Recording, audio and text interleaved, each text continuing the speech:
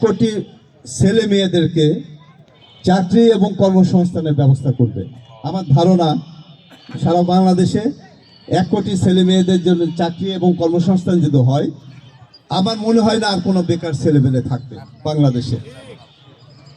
জিনিসটা বুঝাতে পারছি তো? আপনি বুঝছেন তো? আপনারা অর্থাৎ আপনার ছেলে মেয়ের জীবনের নিশ্চয়তা খালেদা জিয়ার চিন্তা করে আপনাদের কর্মসূচি দিয়েছে। শুধু তাই না, আপনাদের এই যে আপনার ছেলে মেয়ে নাতি নাতি, আমাদের যে আরেকটি কর্মসূচি সেটা হলো হেলথ কার্ড, স্বাস্থ্য কার্ড। যেই স্বাস্থ্য কার্ড দিয়ে আপনার আমার সকলের ছেলে মেয়ে নাতি নাতি থেকে আরম্ভ করে আমরা হলো সরকারিভাবে এই চিকিৎসার ব্যবস্থা করার জন্য আমাদের বেগম খালেদা জিয়া কর্মসূচি দিয়ে গেছে। আমরা যদি ক্ষমতায় যাই তাহলে সকলের চিকিৎসা আমরা হলো সরকারিভাবেই এই ব্যবস্থাটা করব। আজকে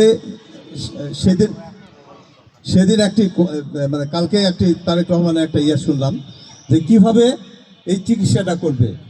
বেগম খালেদা জিয়া যে হসপিটালে ছিল, এভার কেয়ার হসপিটালে, আসলে এই হসপিটাল তো ব্যয়বহুল, কিন্তু উনি যেটা চিন্তা করেছেন খালেদা জিয়া এবং তার উত্তরসূরি তারেক রহমান যেটা চিন্তা করেছেন যে আপনার সন্তান আপনার জন্য এবার যদি প্রয়োজন হয় ওই এভার কেয়ার হসপিটাল অথবা ইউনাইটেড হসপিটালে আপনাদের চিকিৎসা করা হবে এবং অপারেশন করা হবে।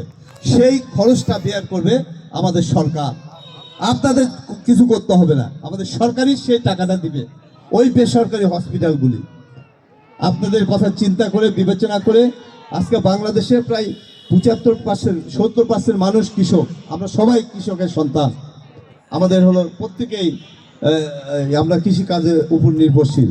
এই কৃষকদের জন্য কৃষি কার্ড করেছেন, যে কৃষি কার্ড দিয়ে আপনারা সারা বছরই আপনাদের কৃষি উপকরণ থেকে আরম্ভ করে সব কিছু আপনারা হলো সুলভ মূল্যে পাবেন এবং কিছু জিনিস আপনাদের হলো ফ্রি দেওয়া হবে। অর্থাৎ এই কৃষকরা আমাদের দীর্ঘ এই 15 বছর 17 বছরে কৃষকরা যে খাদ্য উৎপাদন করেছে, ধান চাল বা পাট হেনতেন, আপনারা দেখছেন আজ থেকে 2 বছর আগেও কৃষকরা যে ধান উৎপাদন করেছে খরচ পড়েছে 1 মণে 1000 টাকা, বাজারে যা বিক্রি করতে হয়েছে 800 টাকা দিয়ে, অর্থাৎ আরো 200 টাকা লস করে সেই ধান বিক্রি করতে হয়েছে, হয়নি? এটা সবাই দেখছেন।